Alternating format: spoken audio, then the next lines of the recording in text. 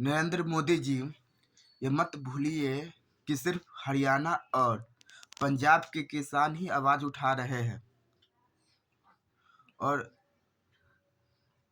लोकसभा चुनाव आने वाली है। बिहार के किसान, उत्तर प्रदेश के किसान और भारत के सभी राज्य के किसान चुप है।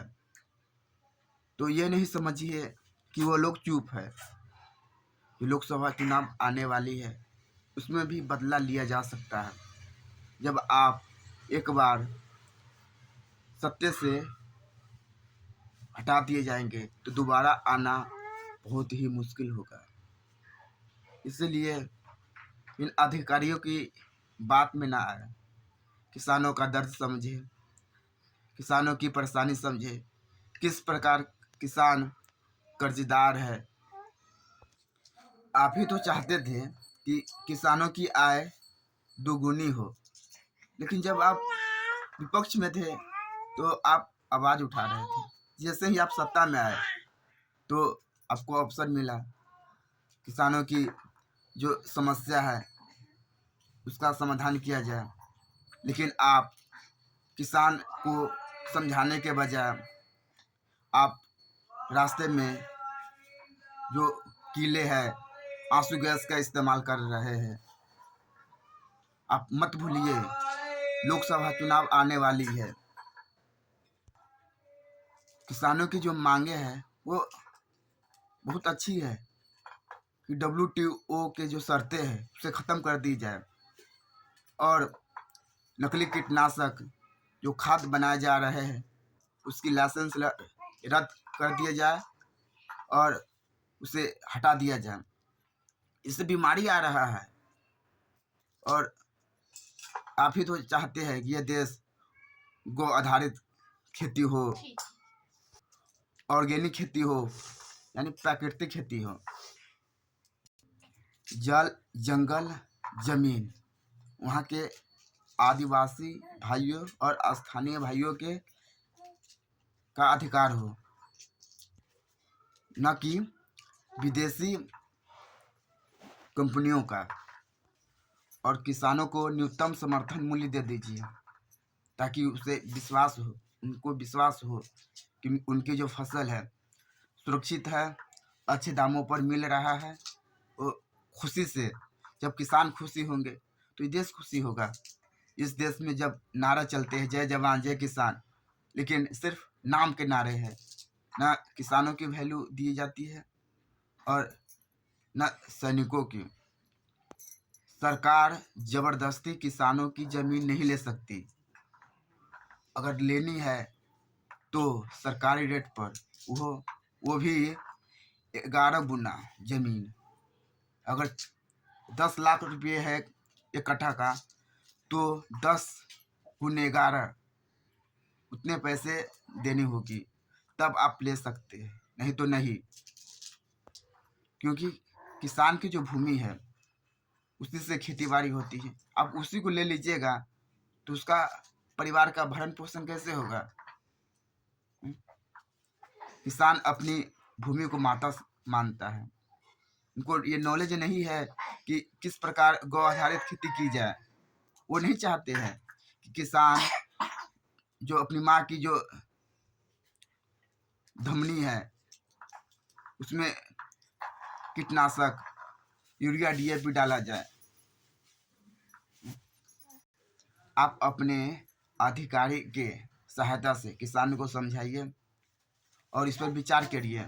ये अच्छा कानून है, देश के लिए कानून है। आप इन अधिकारियों के चक्कर में ना आए। और हम लोग इतना ही निवेदन कर सकते हैं। हाँ, हम लोग नौजवान चुप बैठे हैं, ये मत भूलिए, क्योंकि जब जब क्रांति हुआ है नौजवान ही इसमें शामिल हुआ है। और जब भी क्रांति हुआ है या 1857 की क्रांति हो, उसमें जो भी क्रांति हो शुरू बिहार से ही हुआ है। लेकिन हम लोग चुप है, ये मत समझिए। हम लोग सीने पर गोली खाने वाले लोग हैं। आप हमें मार तो सकते हैं, लेकिन किसान भाइयों के विचार को नहीं मार सकते। यही आपसे कहना है। कि देश के बारे में सोचिए, अपने पार्टी के बारे में ना सोचिए। अगर आप मेरे लिए, किसान भाइयों के लिए, मजदूर के लिए अच्छे कानून बनाइएगा तो आपको हम लोग फिर जिता देंगे, इसमें क्या है। और दुर्भाग्य क्या है, जिस इंडियन पुलिस एक्ट के कारण भगत सिंह को फांसी लगा था वो आज भी चल रहा है। पहले हमारे शहीद भाई कुर्बान कर दिए जाते थे, मारा पीटा जाता था। अब आज़ाद भारत में किसान मजदूर पिट रहे हैं। जो अंग्रेजों के समय से जो चल रहा है कानून आज भी चल रहा है। ये तो दुर्भाग्य की बात है। इस देश में जो अंग्रेजियत को ख़त्म कर देना चाहिए था, अंग्रेजों को जो उसकी भाषा है, जो उसकी कानून व्यवस्था था, उसकी न्याय व्यवस्था था, धीरे धीरे पूरा ख़त्म कर देना चाहिए था, जो आज भी चल रहा है।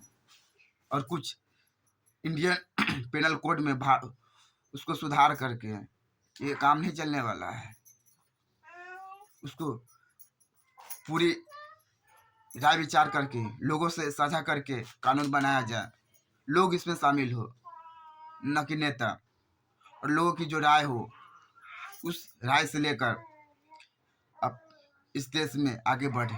इस देश में बहुत सारे ऐसे महान लोग हैं जो उससे विचार ले सकते हैं। उनका नाम है राजीव दीक्षित जी।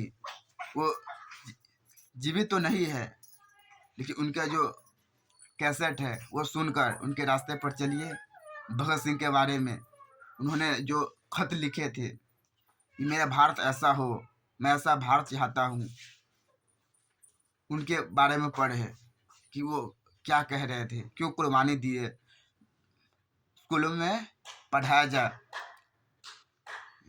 न्यूज में क्या होता है कि एक मौलवी को बैठा दिया, एक मुस्लिम के गुरु को बैठा दिया, दोनों में झगड़ा हो रहा है।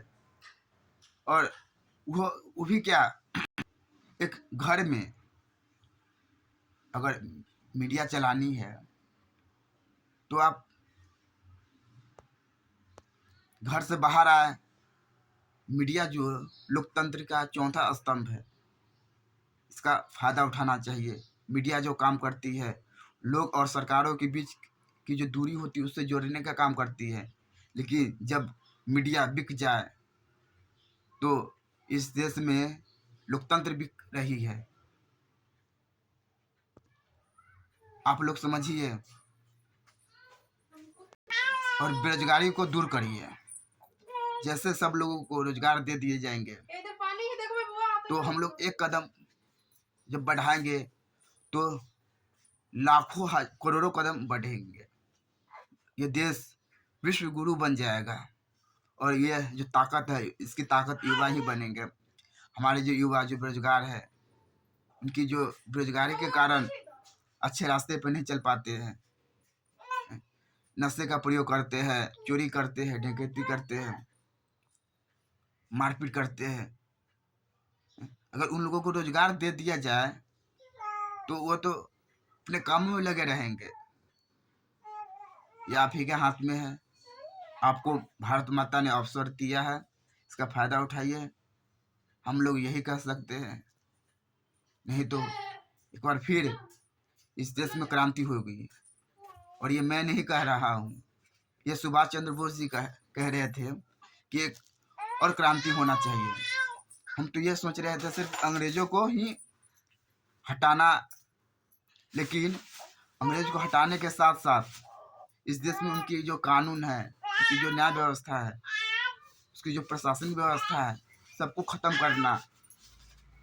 इसके लिए क्रांति होगी, तभी ये सफल हो सकता है। हम लोग चुप है और आने वाले समय में ये युवा जागेंगे तो क्या होगा ये भविष्य ही जानेंगे। तो आपसे प्रार्थना करते हैं कि लोगों के बारे में सोचें, समाज के बारे में सोचें। जय हिंद, जय भारत, वंदे मातरम।